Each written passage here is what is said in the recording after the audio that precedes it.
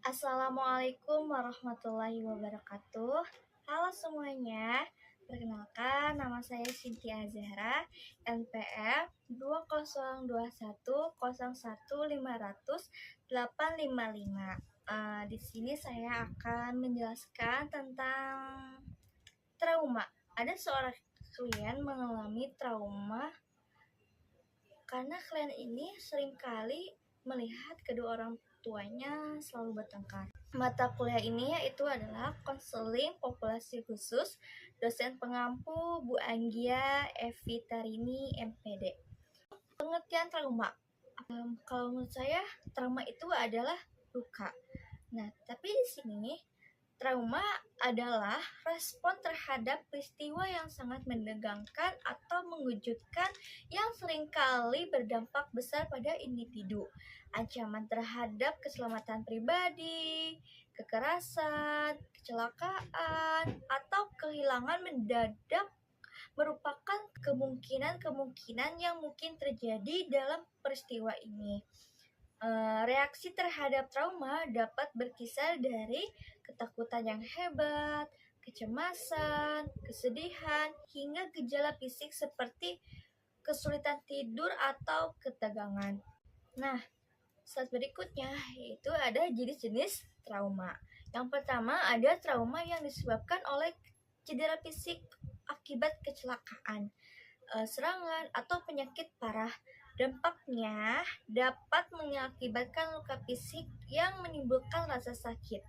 Yang kedua, ada terjadi situasi di mana seseorang mengalami peristiwa yang mengganggu secara emosional, seperti kehilangan orang yang dicintai dan perpisahan. Dan yang ketiga, yaitu terakhir, gangguan jiwa yang muncul setelah peristiwa yang sangat mengejutkan seseorang, seperti kekerasan, bencana alam, atau penyerangan terkait dengan trauma tersebut. Slide selanjutnya yaitu ada peran dukungan sosial dalam pemulihan. Di sini ada 50% keluarga, 30% sahabat, dan 20% komunitas. Nah, dukungan sosial yang saling melengkapi dapat mempercepat pemulihan dengan memberikan berbagai bentuk bantuan, mulai dari bantuan emosional hingga praktis. Memulihkan kepercayaan diri dan kesejahteraan mental memerlukan dukungan seimbang dari sumber-sumber tersebut. Berikutnya yaitu ada proses pemulihan trauma. Proses pemulihan trauma melibatkan beberapa tahapan, dimulai dengan pengenalan trauma hingga mencapai keseimbangan emosional dan mental. Menyadari dan menerima bahwa seseorang pernah mengalami trauma adalah langkah awal. Slide berikutnya itu gejala dan dampak trauma. Gejala trauma bisa bermacam-macam, namun umumnya melibatkan reaksi emosional seperti kecemasan, ketakutan, depresi, dan kemarahan yang berlebihan. Gangguan tidur, kelelahan, atau serangan panik mungkin terjadi secara fisik pada penderita trauma. Kilas balik, ingatan tiba-tiba akan kembali traumatis ya. Mudah terkejut dan merasa terisolasi atau mati rasa secara emosional adalah beberapa gejala lainnya. Itu adalah gejala dan dampak trauma. Nah, apa sih penyebab trauma? Yang pertama adalah kekerasan fisik atau emosional. Yang kedua, menyaksikan konflik orang tua atau peristiwa kekerasan.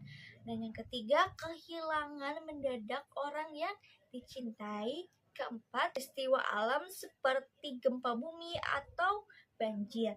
Dan yang terakhir adalah 5, pengalaman sosial seperti perundungan atau pengucilan.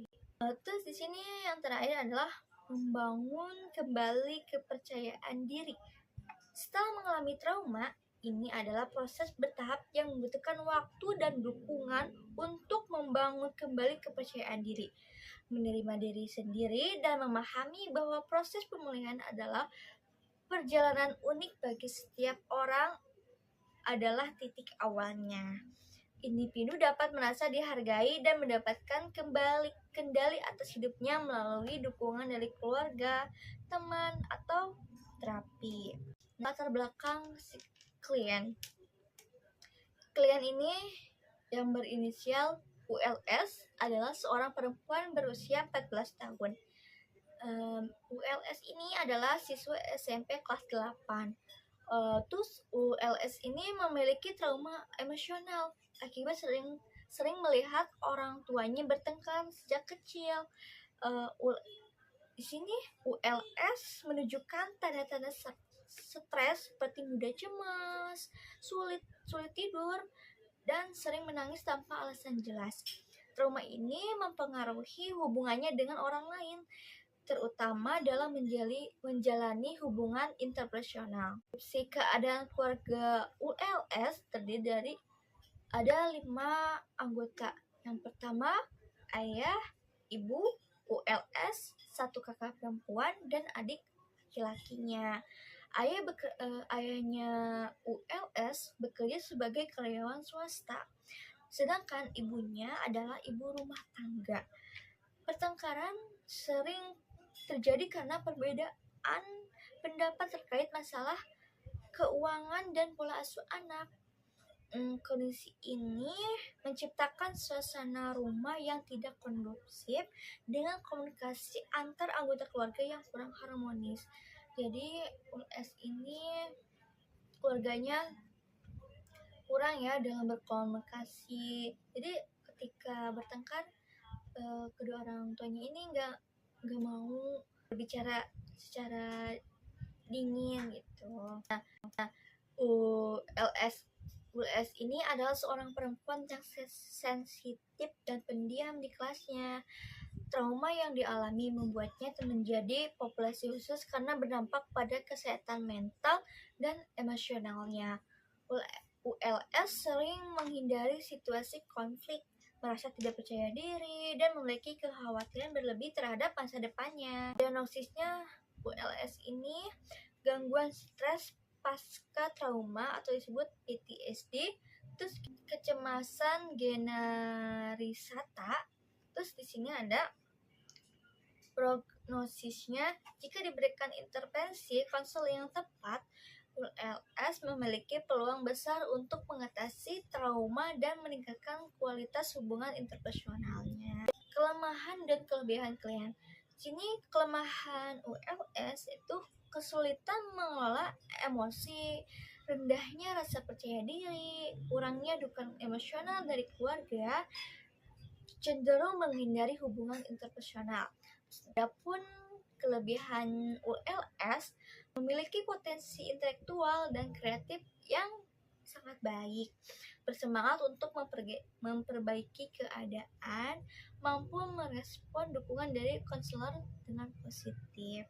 ULS ada hambatan atau ancaman yang ULS yang dihadapinya, itu ada lingkungan keluarga yang terus-menerus memberikan tekanan emosional, kurangnya kehadiran sosok pendukung di rumah, ketakutan terhadap konflik yang menghambat komunikasi, pengaruh lingkungan yang negatif. Nah, di sini peluang yang diketahui dan dicoba klien ini atau ULS ini kesediaan mengikuti konseling, dukungan dari teman-teman dekatnya di sekolah, kemampuan akademik yang bisa menjadi sumber kepercayaan diri. Terus layanan konseling yang dilakukan saat observasi ULS itu konseling realitas, relaksasi, dan teknik pernapasan untuk mengurangi kecemasan. Yang terakhir, terus role playing untuk melatih komunikasi tanpa rasa takut. Untuk membuat ULS melatih komunikasi biar nggak takut sama keluarganya atau siapapun itu ya. Terus teknik CBT untuk mengatasi pola pikiran negatif akibat traumanya. Ada evaluasi.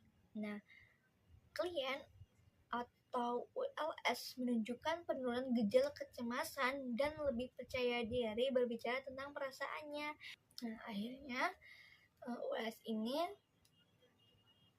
lebih percaya diri berbicara tentang perasaannya. Jadi ULS ini yang tadinya perasaannya dipendam, sekarang ULS sudah mulai terbuka mengenai perasaan yang dialami ULS. Terus di sini ULS juga membutuhkan kelanjutan untuk membangun ketahanan emosional dan memperbaiki hubungan keluarga dengan keluarganya. Kesimpulannya, pemaparan ini menyimpulkan bahwa pemulihan trauma merupakan proses kompleks yang memerlukan waktu, dukungan, dan intervensi yang tepat. Trauma dapat mempengaruhi aspek fisik, emosional, dan psikologis seseorang.